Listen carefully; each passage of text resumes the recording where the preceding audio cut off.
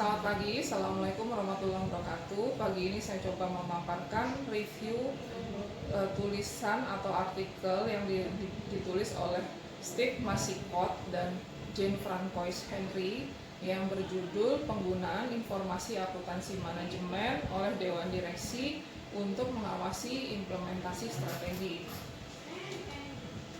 Tujuan penelitian ini adalah untuk mengkaji penggunaan informasi akuntansi manajemen oleh Dewan Direksi pada tata kelola pemerintahan. Pendekatan yang digunakan adalah pendekatan matriks, yaitu menggabungkan informasi 3 praktek akuntansi dan 2 sifat teoritis. Introduction.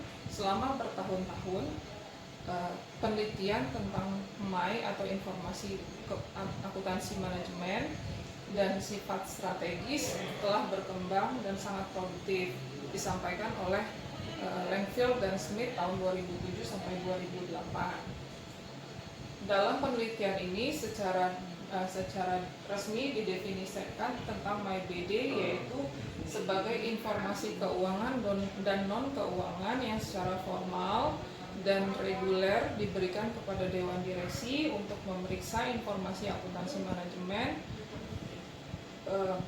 dalam pengawasan implementasi strategi, di mana yang diperiksa adalah indikator anggaran, indikator non-keuangan, dan indikator keuangan. Hipotesis yang diajukan adalah mengusulkan berbagai item yang digunakan dan ditangkap secara empiris dan bersifat teoritis untuk mengembangkan penelitian di masa depan. Hipotesis ini menggunakan literatur yang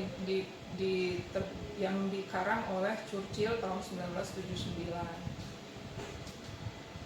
Metodologi yang digunakan adalah pendekatan pembangunan terintegrasi, di mana dalam pendekatan ini menggunakan pendekatan Churchill yang melibatkan spesifikasi domain untuk menghasilkan item-item. Yang kedua adalah fase konfirmasi. Ada 9 langkah untuk melakukan penelitian ini. Yang pertama, spesifikasi domain yang menentukan domain penggunaan MyBD untuk menghasilkan item-item. Yang kedua, pengembangan item yang dilakukan dengan menghilangkan beberapa item yang tidak dibutuhkan atau item yang sifatnya berlebihan, kemudian item yang bersifat umum, item yang tidak menunjukkan keterlibatan top manajemen. Yang keempat, item yang mengadopsi anggaran. Langkah ketiga adalah validitas konten yang dilakukan dengan 2 fase, yaitu fase yang pertama oleh para ahli melakukan evaluasi mengevaluasi pertinensi dengan 2 titik yang bersifat teoritis. Yang kedua, ada ahli yang melakukan evaluasi pertinensi dengan 41 item dengan 3 titik, yaitu tidak representatif, agak representatif, dan jelas representatif. Langkah keempat adalah data korelasi atau pengumpulan data pertama dengan metode survei kertas. Langkah kelima, pemurnian dilakukan dengan 2 fase, yaitu fase analisis faktor eksplorasi dan menetapkan validitas konstruksi. Yang keenam, pengumpulan data kedua dan ketiga dilakukan dengan survei online. Langkah ketujuh, pemurnian data kedua. Langkah ini 3 analisis yang dilakukan. 3 analisis faktor konfirmasi tingkat pertama dilakukan dengan langkah penggunaan anggaran untuk mengawasi implementasi strategi, kemudian penggunaan indikator kinerja non keuangan dan kinerja keuangan. Langkah ke-8, evaluasi keandalan dan validitas. Langkah yang dilakukan adalah yang pertama, validitas diskriminan, yaitu evaluasi atas tes perbedaan chi-square. Yang kedua, kekuatan statistik. yang dilakukan yang menunjukkan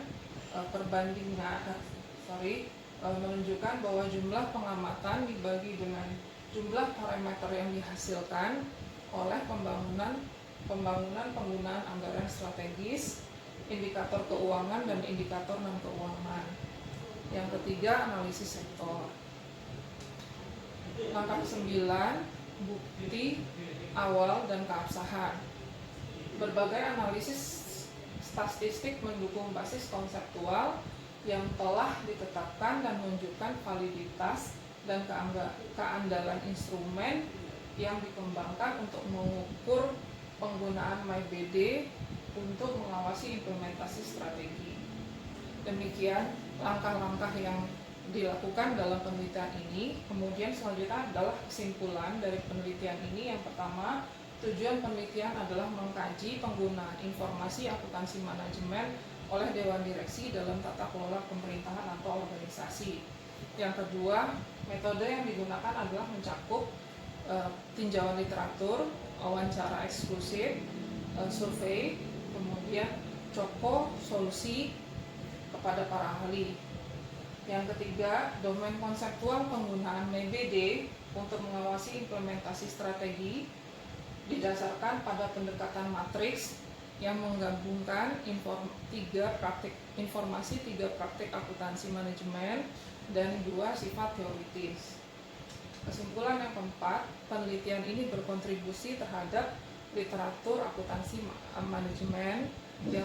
Yang kelima, penelitian ini juga berkontribusi terhadap literatur tata kelola pemerintahan. Yang keenam, penelitian ini memungkinkan para direktur untuk memahami pentingnya dan relevansi untuk mendapatkan informasi akuntansi manajemen. Dalam penelitian ini, yang ketujuh, masih memiliki keterbatasan, yaitu masih menekankan pada implementasi strategi oversight. Dan yang kedua, dalam penelitian ini tidak secara khusus memeriksa informasi. Yang kedelapan, hasil penelitian ini membuka jalan bagi penelitian-penelitian di masa yang akan datang. Demikian pemaparan dari saya atas review artikel yang ditulis oleh Steve Masiport dan Jane Francois Henry. Terima kasih. Assalamualaikum warahmatullahi wabarakatuh.